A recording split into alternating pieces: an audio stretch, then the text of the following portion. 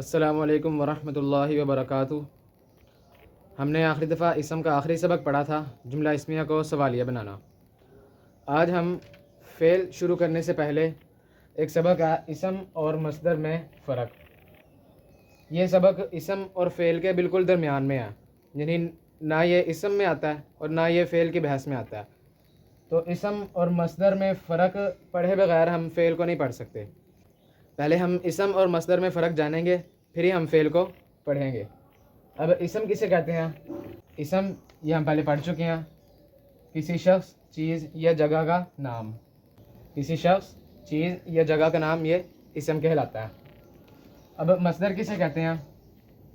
مصدر کہتے ہیں کسی کام کا کرنا ہونا یا سہنا جس میں زمانہ نہ پایا جائے، زمانے کے بغیر ہو، وہ مصدر کہلاتا ہے۔ کسی کام کا کرنا ہونا یا سہنا جس میں زمانہ نہ پایا جائے بلکہ زمانہ اس میں سے برآمد ہو، وہ مصدر کہلاتا ہے۔ مثال کے طور پہ کھانا، پینا، سونا، جاگنا، چلنا وغیرہ وغیرہ، یعنی جن کے آخر میں نون الف نہ آتا ہے عام طور پہ وہ ہمیشہ مصدر ہوتا ہے۔ جن کے آخر میں نون الف نہ آتا ہے عام طور پہ وہ مصدر ہوتا ہے۔ اب ان میں سے میں نے یہ کہا کہ یہاں پہ کام کا کرنا ہونا یا سہنا ہے اور اس میں زمانہ نہ پایا جائے، ان میں زمانہ نہیں پایا جا رہا لیکن زمانہ برآمد ہو۔ زمانہ تین ہوتے ہیں، ماضی، حال اور مستقبل، یعنی ان میں سے کوئی ایک زمانہ اگر برآمد ہو جائے تو یہ مصدر کہلائے گا اور ان کے آخر میں نون الف نہ بھی آ رہا ہے۔ جیسے کھانا سے بن جائے گا کھایا، کھانا سے کھایا، یعنی یہ ماضی میں زمانہ آ گیا۔ پینا سے پیا، سونا سے سویا، تو یہ مصدر کہلاتا ہے۔ جیسے کھانا ہوتا ہے اسم، کھانا ایک ہوتا ہے اسم یعنی کھانا جس میں ہوتا ہے سالن روٹی، اور ایک مصدر کے طور پہ کھانا، ایک کھانا اسم ہے، ایک کھانا مصدر۔ اب جب اس میں سے زمانہ برآمد ہوگا تو یہ بن جائے گا کھانا کھایا۔ یہ کھانا اسم سالن روٹی والا، اور یہ کھایا، یہ پہلے کھانا تھا مصدر، اس میں سے زمانہ برآمد ہو گیا۔ جب زمانہ برآمد ہو جائے کسی مصدر میں سے وہ فعل بن جاتا ہے۔ اب یہ یہاں پہ مصدر تھا، جب اس میں سے زمانہ برآمد ہوا یہ فعل بن گیا، کھانا کھایا۔ اب اس میں دو چیزیں پائی جا رہی ہیں، ایک کھانے والا پایا جا رہا ہے اس میں، اور ایک زمانہ پایا جا رہا ہے۔ زمانہ جو کہ یہاں پہ ماضی ہے، کیونکہ کھایا یہ ماضی کی بات ہے۔ کھانے والا اور زمانہ، پہلے تھا کھانا، زمانہ برآمد ہوا تو کھانا کھایا۔ تو یہ جن کے آخر میں نون الف نہ ہوتا یہ ہوتا ہے مصدر کی پہچان۔ اور عربی میں اس کی کیا پہچان ہے؟ عربی میں جو مصدر کی پہچان ہے وہ ہے دو زبریں۔ عربی میں مصدر کی پہچان ہے دو زبریں، لیکن اسم کی پہچان میں بھی دو زبریں آتی ہیں، دو پیشیں، دو زبریں اور دو زیریں۔ اب جس کے آخر میں دو پیشیں ہوں اور دو زیریں ہوں وہ تو ہم کہہ سکتے ہیں اسم ہے۔ تو جس کے آخر میں دو زبریں ہوں وہ ہم کیسے پتہ لگائیں گے کہ مصدر ہے یا اسم ہے؟ مثال کے طور پہ میں عربی کا مصدر لکھتا ہوں طعامن، اس کا معنی ہوتا ہے کھانا، طعامن کھانا۔ یہ یہاں پہ مصدر ہے کیونکہ اس سے جب زمانہ برآمد ہوگا تو وہ فعل بن جائے گا، بالکل اس طرح ہوگا طعیمہ۔ یہ طعامن مصدر ہے کیونکہ ابھی یہ کام کرنا ہونا سہنا پایا جا رہا ہے زمانے کے بغیر۔ زمانہ برآمد ہوا تو بن گیا طعیمہ بن گیا، اور یہ زمانہ اس میں ماضی آ گیا، طعامن کھانا، طعیمہ کھایا۔ تو یہ اس طرح ہم اسم اور مصدر میں فرق پتہ لگا سکتے ہیں۔ اور یہ جو مصدر ہوتے ہیں یہ عام طور پہ آیت کے آخر میں آتے ہیں، آیت کے مفہوم کو مزید واضح کرنے کے لیے آتے ہیں، مفعول کے طور پہ، کیونکہ مفعول کی علامت ہوتی ہے دو زبریں۔ جیسے ضربہ کا معنی اس نے مارا۔ اب جب یہاں پہ مصدر آئے گا اس کے مفہوم کو واضح کرنے کے لیے تو آئے گا ضربن، ضربہ اس نے مارا، ضربن بہت مارا، یعنی ضربن سے اس ضربہ کا معنی جو تھا وہ اور واضح ہو گیا، اس نے مارا، بہت مارا۔ تو یہاں پہ ضربن یہ مصدر ہے۔ اس کے علاوہ اگر مزید آسان الفاظ میں بات کروں تو مصدر اس کو کہتے ہیں کہ کسی بھی اسم کو ہم کام میں لے آئیں تو وہ مصدر بن جاتا ہے۔ کسی بھی اسم کو کام میں لے آئیں تو وہ مصدر بن جاتا ہے۔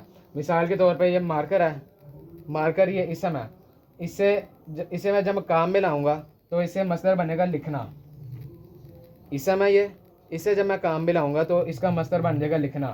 اسی طرح کرسی اسم ہے، کرسی کو کام میں لائیں گے تو بن جائے گا بیٹھنا، کیونکہ کرسی پہ بیٹھا جاتا ہے۔ تو اس طرح کسی اسم کو کام میں لایا جائے تو وہ مصدر بن جاتا ہے۔ اور ایک اور فرق جو اسم اور مصدر کے حوالے سے ہے، جو اسم ہوتا ہے یہ ہوتا ہے جامد۔ جامد اس کو کہتے ہیں کہ ایسا لفظ جس سے کوئی دوسرا لفظ نہ بنے، جیسے کتاب، میز، کرسی، ان سے کوئی دوسرا لفظ نہیں بنتا، لیکن جب ان کو کام میں لائے، ان کے مصدر بنے، کتاب سے پڑھنا، کرسی سے بیٹھنا، تو مصدر ہوتا ہے مشتق، اسم ہوتا ہے جامد، مصدر ہوتا ہے مشتق۔ مشتق یعنی ایسا لفظ جس سے کوئی دوسرا لفظ نکل آئے، اور جامد جس سے دوسرا لفظ نہ نکلے، جیسے کتاب سے دوسرا لفظ کوئی نہیں نکلتا، لیکن جب اس کا مصدر بنا پڑھنا، یہ مشتق ہے تو اس سے دوسرا لفظ نکلے گا، پڑھنا سے پڑھا یا پڑھانے والا، اس طرح۔ تو یہ مصدر کی یہ بھی پہچان ہے، اور یہی مصدر آیت کے مفہوم کو مزید واضح کرنے کے لیے آیت کے آخر میں آتا ہے مفعول کے طور پہ۔ کس کے طور پہ؟ مفعول کے طور پہ آتا ہے، مفعول کے طور پہ، کیونکہ مفعول کی پہچان بھی دو زبر ہوتی ہیں۔ یہاں سے نکلتے ہیں مفاعل خمسہ۔ مفاعل خمسہ بھی ہم سمجھ لیتے ہیں۔ مفاعل خمسہ، مفاعل یہ مفعول کی جمع، اور خمسہ، خمسن کہتے ہیں پانچ کو، ان کی تعداد پانچ ہے، اس لیے ان کو کہتے ہیں مفاعل خمسہ۔ ان کا استعمال بھی ہم دیکھ لیتے ہیں، کیونکہ مصدر جو ہوتا ہے یہ مفعول مطلق کے طور پہ آتا ہے آیت کے آخر میں۔ یہاں پہ ضرب ضربن، اس نے مارا، بہت مارا، یہ مفعول مطلق ہے یہاں پہ۔ اسی طرح کذبوا بآیاتنا کذابا، اب یہ کذبوا بآیاتنا، کذبوا بآیاتنا، انہوں نے جھٹلایا ہماری آیات کو۔ آگے آیا کذابا، کذابا یہ مصدر ہے یہاں پہ، کیونکہ آخر میں دو زبریں آ رہی ہیں، یہاں پہ مصدر استعمال ہوا ہے، انہوں نے جھٹلایا ہماری آیات کو۔ اور کذابا اس کا مطلب ہے جھٹلانا، اس کا مطلب ہے جھٹلانا، انہوں نے ہماری آیات کو جھٹلایا، جھٹلانا۔ لیکن جو ابھی جھٹلانا اس کا معنی نہیں آئے گا، کیونکہ آیت کے لحاظ سے ہم اس کا معنی بھی دیکھیں گے، تو معنی اس کا بن جائے گا انہوں نے جھٹلایا ہماری آیات کو جیسے جھٹلایا جاتا ہے، جیسے جھٹلایا جاتا ہے، یعنی آیت کا مفہوم مزید واضح ہو گیا، تو یہ مفعول مطلق آیا۔ اسی طرح قرآن مجید میں آیا وَكَلَّمَ اللَّهُ مُوسَىٰ تَكْلِيمًا، وَكَلَّمَ اللَّهُ، اور کلام کیا اللہ نے موسیٰ سے۔ آگے آیا تکلیماً، تکلیما، یہ مصدر ہے، اس کا معنی ہوتا ہے کلام کرنا، اور کلام کیا اللہ نے موسیٰ سے، تکلیما جیسے کلام کیا جاتا ہے، تو یہ آیت کا مفہوم اس میں مزید واضح ہو گیا، تکلیماً اس مصدر سے۔ یہ مفعول مطلق ہے جو آیت کے آخر میں آیا۔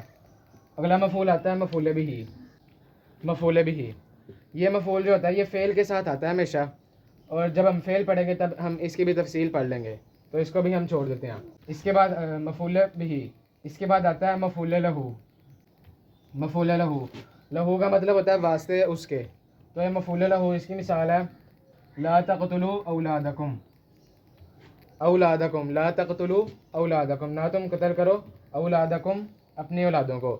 اب یہاں پہ دیکھیں اولادہ دال کے اوپر زبر ہے جو اس کا اعراب ہے، یعنی مفعول ہے یہ، اور یہ یہاں پہ مفعول لہ ہے، یعنی واسطے ان کے قتل نہ کرو، تو یہ مفعول لہ یہاں پہ آیا ہوا۔ اگلا مفعول ہے مفعول فی، مفعول فی، فی ہی کہتے ہیں اس میں،